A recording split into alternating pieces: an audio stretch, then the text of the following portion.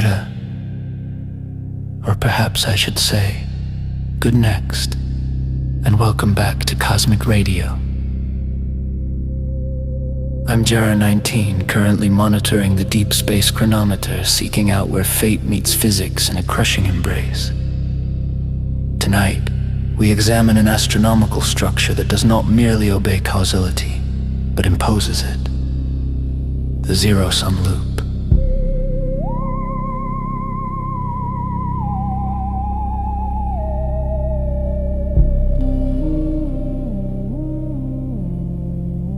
We pride ourselves on free will, the ability to make a choice, to select a path, and to watch the future unfold based on our decisions. But what if the very act of choosing was an illusion, pre-programmed by a force far beyond our comprehension?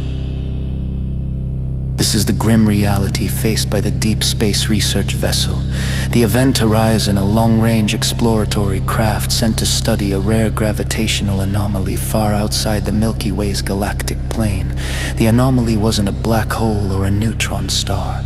It was a vast, perfectly spherical region of space that emitted no detectable radiation, yet exerted a crushing, uniform gravitational pull. The closer the Event Horizon approached, the more its human crew, led by Captain Tyrus Vane, began to report something deeply resembling predictive certainty. The sensor readings weren't just showing what was, they were showing what would be with absolute 100% accuracy when the ship's trajectory was calculated. The reading returned wasn't a probability curve, but a singular, unassailable line. When a plasma reactor fluctuated, the sensors immediately displayed the exact moment of its return to nominal function. The crew began to experiment. They tried to defy the predictions. An engineer was told a critical coolant seal would fail at 14 hours.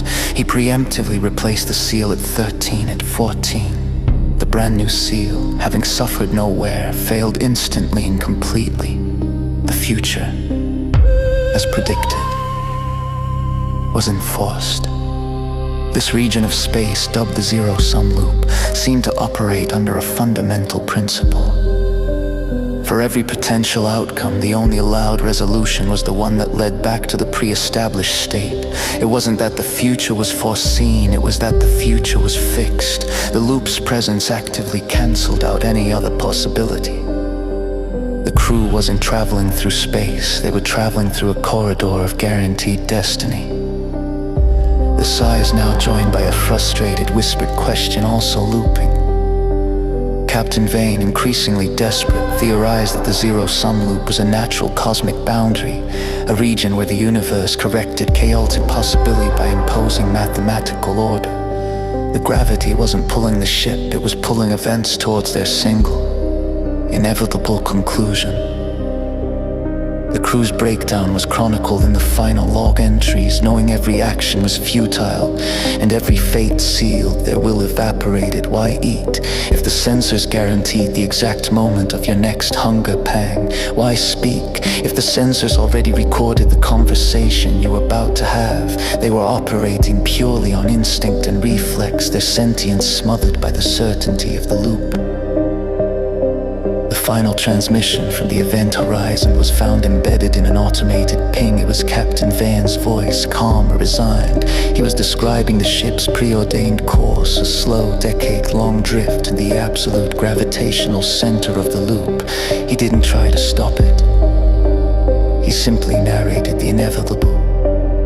The last sound recorded before the vessel crossed the loop's threshold was the repeating crystalline chord, followed by Vane's voice delivering a single final line.